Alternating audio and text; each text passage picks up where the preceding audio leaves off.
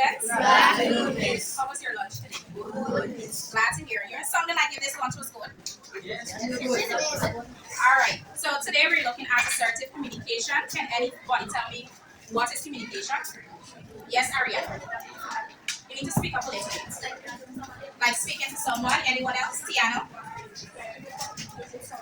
Communicating with someone. I'm going to say that, Tiano. Communicate with someone from a phone or device. Very good. So all of these things are what you said is correct, right? All of those are communication and means that you can communicate by. Like you need to send phone or you're talking to the person face to face, right? Yes. Great job. So we're going to go into a video and I would like for you to watch and understand the content of this video because I'll be asking questions, right? Yes, please. Everyone can see? Yes. And each one has its own communication style. Aggressive, passive, passive-aggressive, and assertive. Do you want to know more about them? Come on. Aggressive communication. Let's start with the aggressive communication. This is when we communicate disrespectfully by shouting or talking back. This doesn't create many opportunities to talk. When we communicate like this, we give more importance to what we think, and we forget about the other person.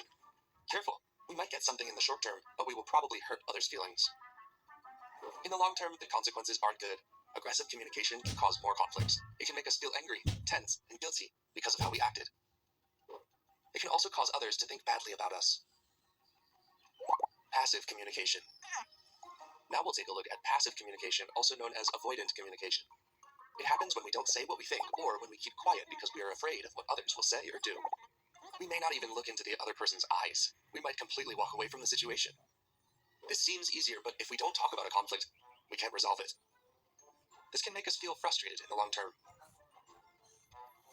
Passive-aggressive communication. Let's talk about passive-aggressive communication. It's a strange mix of styles. It gets its name because initially it seems passive, but in reality it has aggressive intentions. It happens when we don't directly say what we want and instead express it in a less direct way, like through our actions, facial expressions, or with our tone of voice. When we don't communicate clearly, there can be misunderstandings. This doesn't resolve the conflict, it makes it even bigger. Also, when we don't express our feelings clearly, we can feel frustrated or angry. Assertive communication. Finally, we have assertive communication. This is when we express our ideas while respecting those of others. Here we clearly say our side of the story, but we think about others too. We negotiate to reach win-win agreements. This way, we can resolve conflicts and feel satisfied. What better way to deal with a problem with others than through empathy? When we put ourselves in the other person's shoes, we can better understand their point of view and look for the best solutions. So let's see. What do you think is the best way to communicate to resolve a conflict? That's right. Assertive communication is our best option.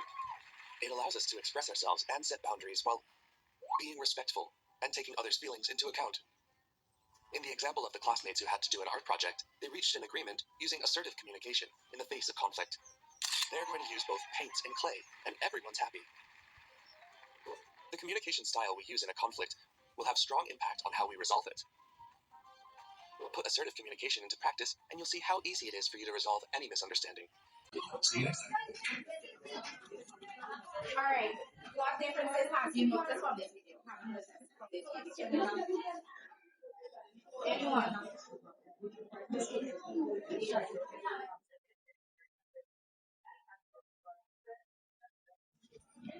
Talk a little louder and stand to the past.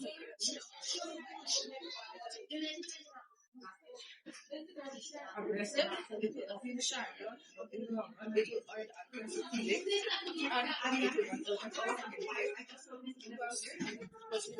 Share.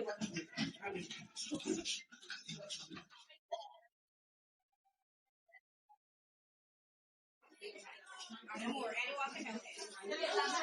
Yes, of course. Give it a round of applause. So we have one another. Anybody passive aggressive? Yes. Yeah.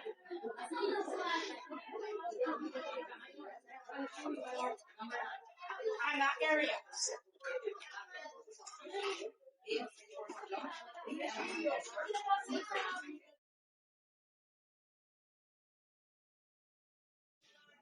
Alright, so she say passive aggressive is one wants to do a sculpture and one wants to paint, and no one is giving their idea. So both of them is angry at each other for not coming together and do something together. So one wants to have something done this way and the other wants to have this art project done another way.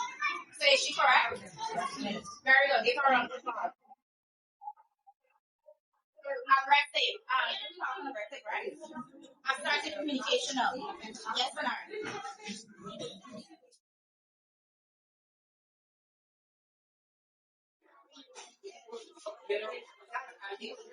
When you come to and argue, no, that's so not true.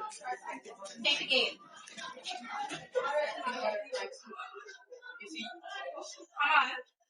Assertive communication was the last thing they showed. What happened during the last thing? Alright, Ganesh, help him.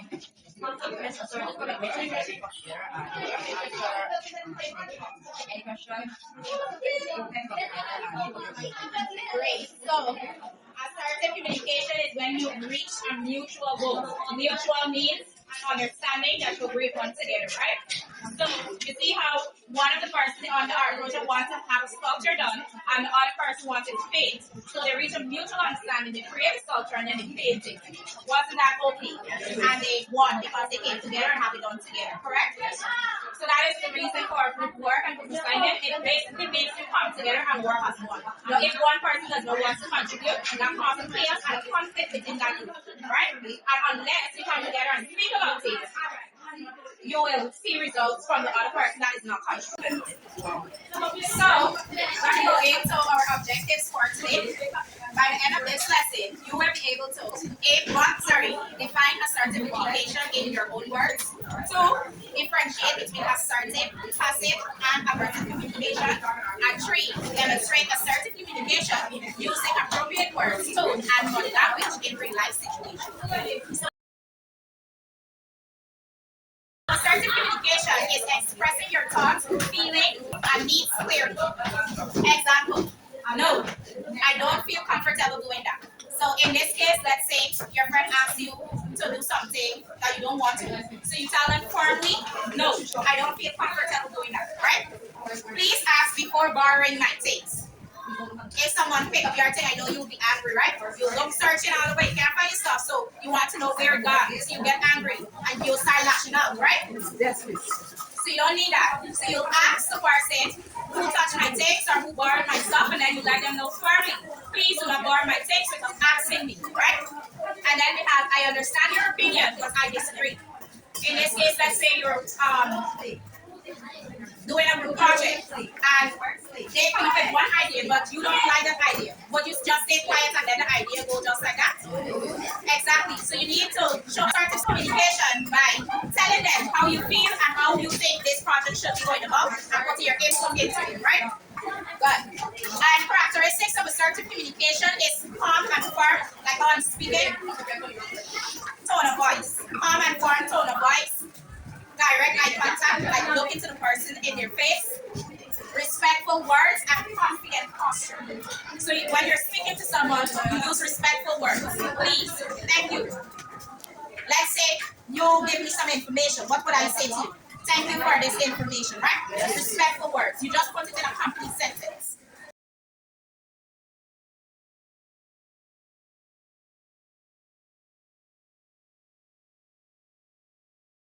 Alistair, Ali, and Kemraj, you will work with scenario one.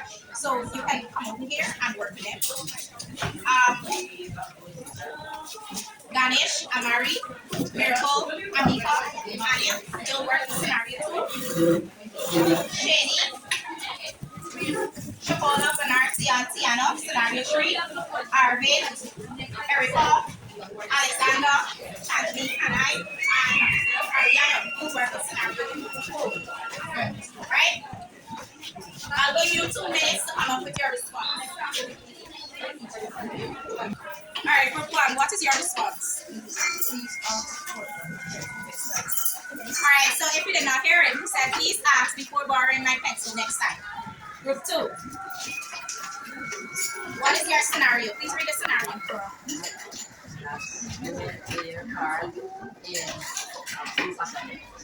Let me see. One teammate isn't doing their part in a group assignment. How would you respond to that in an assertive tone? I understand your opinion, participate in your All right, I'll take that. Group 3. What is your scenario? So it's if your friend wants to hang out, but you already promised your family you would help at home. How would you respond? All right, great. So he said he don't feel comfortable doing that because he promised his parents that he'll help out at home. Great job. 4. What is your scenario? A group of students pressure you to skip class. So what is your response? I don't feel comfortable doing that. Great job. All right, so quickly, I have a worksheet here.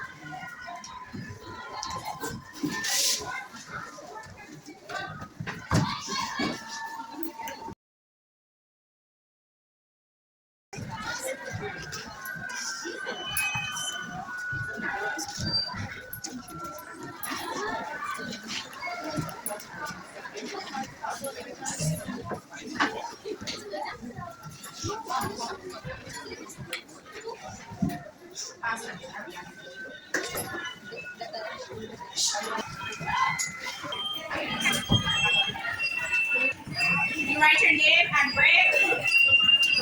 Number 1, what is assertive communication? A, shouting to get your way. B, staying silent even when uncomfortable. C, expressing your feelings clearly and respectfully. Or D, ignoring other people's feelings.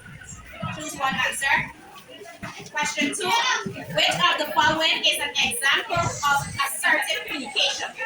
A, do whatever you want, I don't care. B, give me that no. C, please stop, I don't like that. Or D, walking away without saying anything. Choose one. Number 3, assertive communication helps a person to A, control others. B, avoid responsibility. C, express needs confidently. Or D, win arguments. Number 4, which communication style respect both your feelings and other feelings? A, aggressive, B, passive. C, assertive. D, silent. Number 5, looking at the floor and Number 5, which body language show assertive communication? A, looking at the floor and whispering. B, crossing arms and shouting. C, making eye contact and standing confidently. Or D, turning your back while speaking.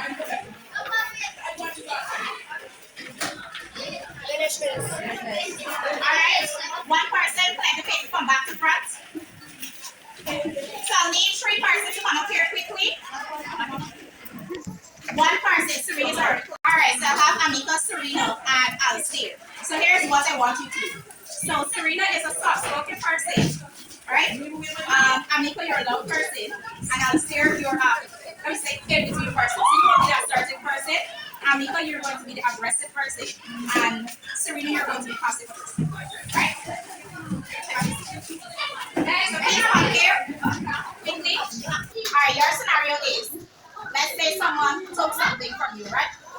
I'll use one scenario. Someone takes something from you. How would you go about telling that person not to take something from you? Very good. Amika. So she is passive. She's passive aggressive. You see how she talks to me? So what she said, softly. So what she said is, please ask before you take them things, right? You're aggressive. How should you respond?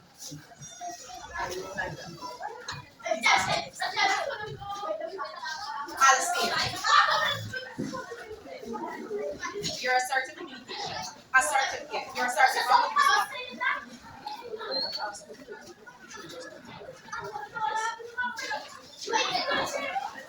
Not really. So, Amika, your response being aggressive should be, don't take my things next time, right? You shout at the person, right?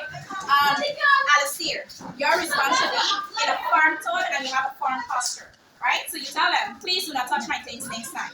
You see how easy was that? All right, you may have this seat. Let's recap. What is assertive communication? Danny.